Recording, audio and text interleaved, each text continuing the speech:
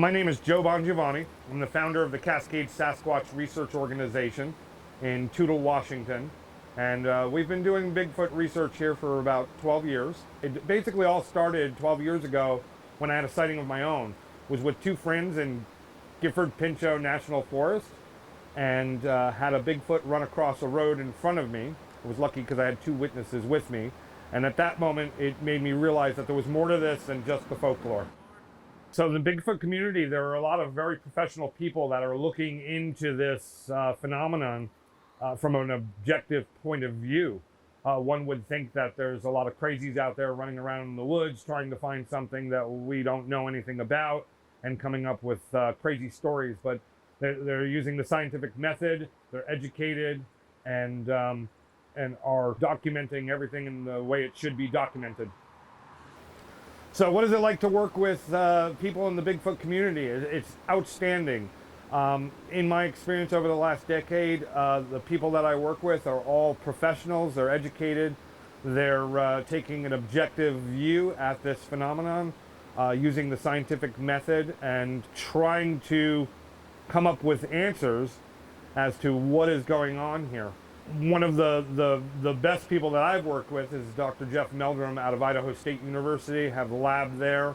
A lot of the tracks and information, sightings and so forth are kept and documented there.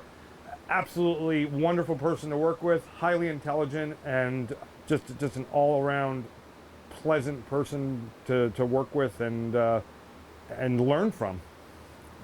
So what's it like on a Bigfoot hunt? Well, very dark. We don't use a lot of lights. We use night vision and thermal imaging. The idea is to keep ourselves as low key as possible and not disturb any wildlife in the area. You need to be organized. You need to have a plan when you go there and make sure that you have audio, video, thermal, night vision, all of that covered, and then whatever gear you need and relative to the amount of time that you're going to be staying there. The world is a lot bigger place than what we think it is. Right now, humanity is pretty arrogant. We think we know everything. There's still a lot in this world that we don't know.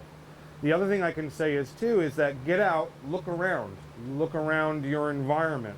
There's a lot of things that you'll see that you don't even realize were there. And lastly, in regards to bigfooting and going out in the woods and conducting research, there's a huge difference between sitting on your sofa, watching a TV show, eating some popcorn, and going 100 miles from civilization out in the middle of the wilderness and having a rock thrown at you. It's pretty clear when you're that isolated from civilization that if someone throws a rock at you or something throws a rock at you, it's either a crazy person living way out in the woods or something else, because in our particular environment we have no primates here. There's nothing. A deer is not going to throw a rock at you. A bear is not going to throw a rock at you. And we use the imaging equipment to rule out all of the false targets. The world is a very big place. Get out there, get out in the woods, explore it and learn and experience it, because the world's a really amazing place.